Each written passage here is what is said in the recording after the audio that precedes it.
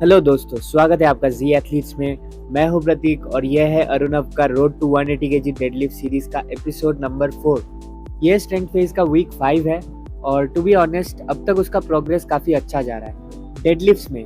लेकिन उसका स्क्वाट थोड़ा स्लो डाउन हो चुका है due to excess fatigue accumulation. वो लो बार स्क्वाट्स करता है, फिर हेवी डेडलिफ्ट्स करता है और इसी वजह से उसका पोस्टीरियर चेन बहुत ज़्यादा फटीग्ड हो चुका है और ऑब्वियसली उसका नर्वस सिस्टम भी बहुत ज़्यादा फटीग हो चुका है। तो इसीलिए हमने डिस्कस करके उसका स्क्वाट का वॉल्यूम थोड़ा डिक्रीज कर दिया। अब देख सकते हो उसने सिर्फ 2 सेट्स लगाए, मैंने सिर्फ एक ही सेट दिखाया है।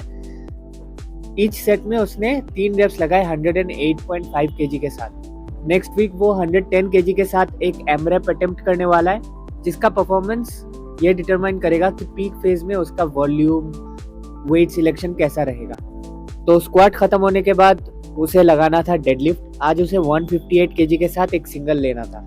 अगर आपने पिछला एपिसोड देखा है तो आपको पता होगा कि लास्ट वीक उसने 155 केजी का एक सिंगल लिया था RP8 पे। तो उस हिसाब से 158 केजी भी अच्छा आना चाहिए, उतना टफ नहीं होना चाहिए। लेकिन यहाँ कुछ बातों को हमें दिमाग में रखना है। सबसे पहला 160 उसका PR है और लास्ट वीक उसने 155 का सिंगल लिया था RP8 पे, which clearly shows कि वो 160 को पार कर चुका है। ऊपर से 155 को उसने लगाया था फटीग स्टेट में, मतलब स्क्वाट्स लगाने के बाद। तो 158 उस हिसाब से उतना डिफिकल्ट नहीं होना चाहिए, बट स्टिल जैसे कि मैंने पहले भी बताया था, हेवी वेट को हैंडल करने का स्किल एक अलग ही स्किल होता है और 158 से ज़्यादा का वेट उसने आज तक सिर्फ एक ही बार उठाया था। वो था लास्ट टाइम जब उसने अपना PR टेस्ट किया था, दैट इज 160 जब लगाया था। तो उस हिसाब से ये उसे टफ फील हो सकता है, ये हमारे दिमाग में ज़रूर था। सेकेंड पॉइंट ये है कि उसका स्क्वाट्स का प्रोग्रेस स्लो हो चुका था। स्क्वाट्स के अंदर वो क्लियर साइंस दे रहा था कि उसका बॉडी बहुत ज़्यादा फटीग एक्यूमुलेट कर चुका है, लेकिन डेडलिफ्ट के अंदर अब तक बहुत स्मूथ चल रहा था। बट नर्वस सिस्टम तो एक ही है ना भाई, तो उस हिसाब से हमें अंदर ही अंदर ये भी डर लग रहा था कि कहीं डेडलिफ्ट को भी अचानक से झटका ना लग जाए due to excess fatigue accumulation. Which takes me to my third point कि ऐसा पहले हो चुका है, अरुणव के साथ ऐसा पहले भी हो चुका है। उसका सारा प्रोग्रेस अच्छा चल रहा होता है, लेकिन अचानक से उसका स्ट्रेंथ क्रैश हो जाता है बिना कुछ भी सिग्नल दिए। उसका ट्रेनिंग अच्छा चल रहा होता है, बट अचानक से वो उसका स्ट्रेंथ क्रैश कर जाता है। तो उस चीज़ को ध्यान में रखते हुए हमने इस बार स्क्वाट और डेडलिफ्ट के वॉल्यूम को बहुत अच्छे से मैनेज किया है और बहुत सेफ साइड लेके चले हम। बट स्टिल मन में एक डर तो रहता ही है। तो हम बस ये सोच रहे थे कि भाई आज का वर्कआउट जैसे तैसे अच्छे से निकल जाए, क्योंकि नेक्स्ट वीक डीलोड होने वाला है तो वो रिचार्ज हो जाएगा। और इसीलिए देखो हम सब मिल के उसके लिए वेट्स लगा के दे रहे हैं ताकि उसका 1% भी एनर्जी वेस्ट ना हो। मैं अभी तक उसके बॉडी को अच्छे से समझ नहीं पाया।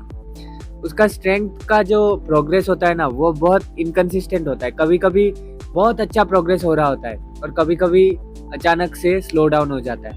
स्पेशली बेंच प्रेस में ये तो और भी ज़्यादा क्लियरली निकल के आता है। ऐसा भी हो सकता है बेंच प्रेस के केस में कि वो आज किसी वेट के साथ 5 रेप्स लगा रहा है और एक हफ्ते बाद उसी वेट के साथ वो 2 या 3 रेप्स लगाने के लिए स्ट्रगल कर रहा है। लेकिन बेंच का केस थोड़ा अलग भी है, क्योंकि उसका पोस्चर थोड़ा ख़राब है, उसे राउंडेड शोल्डर्स है, जिसके वजह से वो बेंच में उतना ज़्यादा हार्ड पुश नहीं कर पाता। खैर इन बातों को हम किसी और वीडियो में डिस्कस करेंगे। आप अभी इस सेट को देखिए 158 केजी के साथ उसका टॉप सिंगल फटीग स्टेट में। चल वाले मत हो। Let's start with a short technique focus. Focus. चलो। Come on.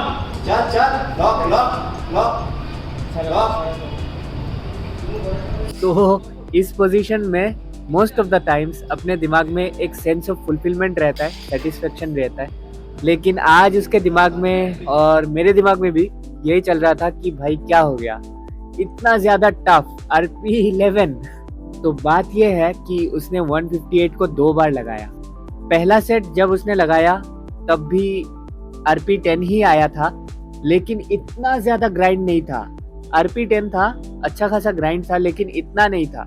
लेकिन मेरे हाथ में कैमरा था तो कैमरा का बटन हो गया ऑफ किसी तरीके से, मुझे नहीं पता कैसे ऑफ हो गया। और वो भी अपने सेट के साथ खुश नहीं था उसे ऐसा लग रहा था कि वो उस सेट को और भी बेहतर तरीके से लगा सकता है। तो इसलिए उसने डिसाइड किया कि वो उस सेट को फिर से अटेम्प्ट करने वाला है। तो मैंने मना तो किया था, लेकिन ऑब्वियसली गलती मेरी थी कि मेरे से वीडियो रिकॉर्ड नहीं हुआ।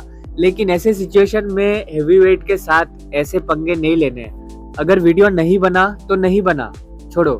और अगर आप अपने सेट से, टॉप सेट से हैप्पी नहीं भी हो, तब भी आपने अपने टॉप सेट को वापस नहीं लगाना है। ये आपका पूरा कॉन्फिडेंस हिला सकता है और उसके साथ साथ आपको बहुत ज़्यादा फटीग एक्यूमुलेशन भी दे सकता है। तो हमने उसके सेशन को यहाँ इमीडिएटली एंड किया और इसी दिन से हमने उसका डिलोड चालू कर दिया। वैसे भी वो घूमने जाने वाला था अपने फैमिली के साथ, लेकिन जाने से पहले उसे एक और सेशन ज़रूर मिलता, बट हमने इसे कैंसिल कर दिया क्योंकि ऑब्वियसली उसका बॉडी बहुत ज़्यादा फटीग्ड हो चुका है और हमें सेफ साइड लेके चलना था। तो हमने अभी से डिलोड चालू कर दिया। तो वो 1 वीक घूम के आएगा और उसके बाद वो स्क्वाड का एमरेप लगाएगा। तो जिस चीज़ का डर था वही हो गया। फर्स्ट ऑफ ऑल, पहला सेट RP10 नहीं होना चाहिए था। RP9 भी होता तब भी समझ आता, बट RP10 एक बहुत बहुत बड़ा रेड फ्लैग था।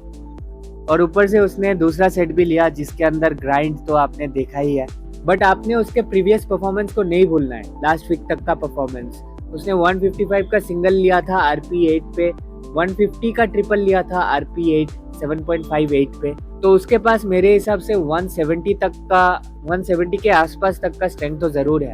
इसके अलावा हम पीक फेज भी चालू करने वाले हैं, तो ऑब्वियसली उसे और भी ज़्यादा स्ट्रेंथ तो गेन करना ही करना है। होपफुली वो नेक्स्ट वीक एक अच्छा सा कमबैक कर पाएगा डीलोड लेने के बाद। आप उसका चेहरा देख के भी कह सकते हैं कि वो कितना उदास लग रहा है, बट कोई नहीं, अब हो गया तो क्या कर सकते हैं। तो दोस्तों, आज के लिए इतना ही। लाइक शेयर सब्सक्राइब जरूर कर दीजिए। मिलते हैं आपके साथ अगले वीडियो में। तब तक के लिए keep training like a super Syed.